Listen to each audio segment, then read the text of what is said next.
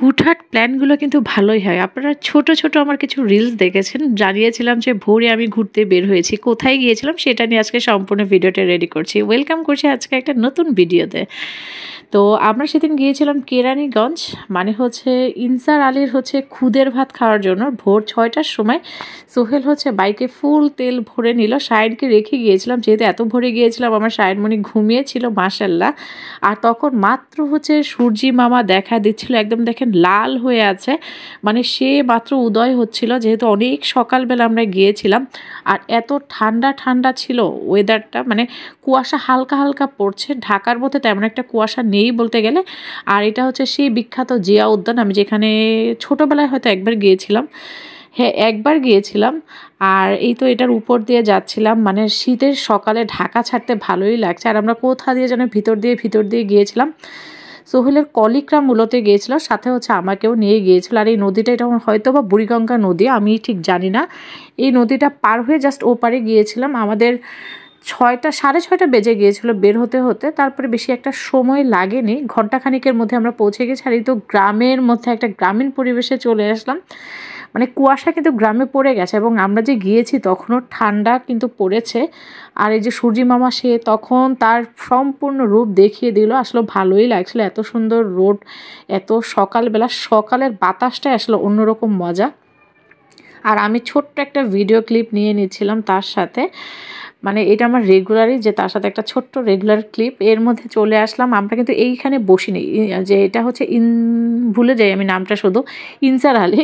আচ্ছা, ওনার খুদের ভাতটা ছোট্ট একটা দোকান, বাট আমরা এখানে এই রেস্টুরেন্টে বাইকটা পার্কিং করেছিলাম।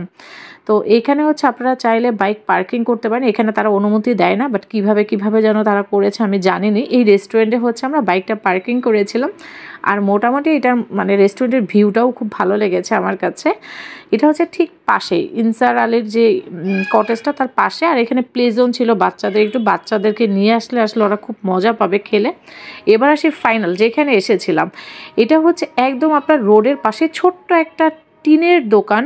মানে এত ভিড়, এত সকালে এত ভিড় ছিল, তারা সিরিয়াল দিয়ে গেছে বসার জন্য, দেন খালি হয়েছে পরে এসে বসেছে। তো ছোট্ট একটা দোকানে মানুষ হাইপের জন্য আসলো খায়। আমি বলবো যে খাবার আমার কাছে আউট অফ 6 লেগেছে 10-এর মধ্যে, খুব আহামরি যে তা না। আর এটা হচ্ছে খিচুড়ি রান্না করেছে, খুদের চালের যে ভাত ওইটার সাথে ডাল মিক্সড করে খিচুড়ির মতো ছিল। আর এই যে উনি হচ্ছে ইনসার আলী, উনি অনেক শুকিয়ে গেছে, ছবির সাথে কোনো মিলই নেই। আমরা নিয়েছিলাম ভর্তা, ডিম, আর এই যে এই খুদের ভাত। ওরা হচ্ছে অন্য স্টাইলে রান্না করে আর কি, এক এক জায়গায় হয়তো বা এক এক রকম রান্না করে। ভর্তাগুলো খুব ভালো লেগেছে। আর শেষে হচ্ছে আমরা চা খেলাম। এত সকালে চা না খেলে আসলে হয়ই না, যেহেতু অনেক শীত লাগছিল। আর যেহেতু শায়নমণিকে রেখে গিয়েছিলাম, তার জন্য চা খাওয়ার পরে আসলে আমরা আর কোথাও দাঁড়াইনি, সবাই মিলে একটা স্ন্যাপ ভিডিও নিয়েছিলাম আর বাসার জন্য পার্সেল নিয়ে এসেছিলাম। আর এখানে যে গ্রামীণ পরিবেশ, সেটার একটু ছোট ছোট আমি ভিডিও ক্লিপ নিয়েছিলাম। আর এখন ছবি না তুললে তো হয় না, তাই না? যেহেতু সবাই মিলে গিয়েছে, এখানে আমরা একটা মাঠের মতো খোলা জায়গা ছিল, এখানে লাল শাক বুনেছিল, তো এটাই তুলেছে আর কি। তো এখানে সবাই মিলে একটু ছবি তুলছিলাম। আর আমি একটা স্ন্যাপ ভিডিও নিয়েছিলাম, যেহেতু অনেক সকালবেলা।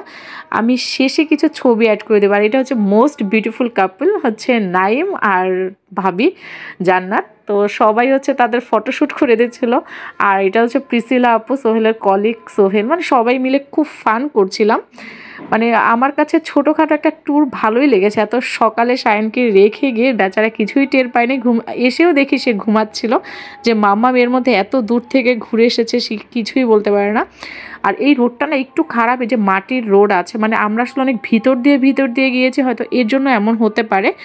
আর আমি সব শেষ আমার প্রাণের উত্তরায় চলে এসেছে, এই যে আমার 4 নাম্বার, মানে আমার প্রাণের উত্তরা এই জায়গাটা। আর লাস্টে কিছু ছবি অ্যাড করে দিয়েছি। কেমন লেগেছে অবশ্যই জানাতে ভুলবেন না। আল্লাহ হাফেজ।